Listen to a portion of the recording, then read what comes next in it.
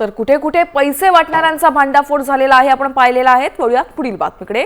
ठाण्यातील सभेत राज ठाकरेंनी महायुतीच्या नेत्यांवर गंभीर आरोप केलेत। कुणाला 1 कोटी, कुणाला 5 कोटी, कुणाला 10 कोटी तर कुणाला 15 कोटींची ऑफर उमेदवारी मागे घेण्यासाठी दिल्यात असा गंभीर आरोप राज ठाकरे यांनी महायुतीच्या नेत्यांवर केला। उद्या प्रचार संपेल, मग सरकारकडून पैसे वाटपाला सुरुवात होईल।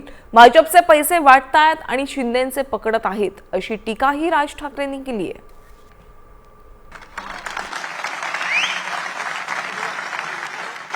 5 कोटीची ऑफर झालेली गोष्ट नाकारणारी आहे।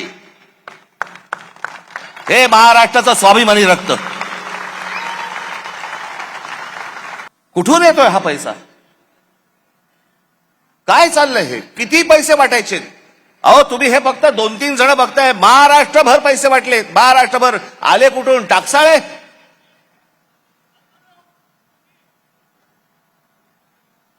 कोणाला 5 कोटी, कोणाला 10 कोटी, कोणाला 15 कोटी, कोणाला 1 कोटी, 2 कोटी, काय बघायलाच नको। ही कोणती महाराष्ट्रातील निवडणूक आहे? अहो इतकी वर्ष ह्या निवडणुका आम्ही बघतोय, अशी निवडणूक नाही पाहिली।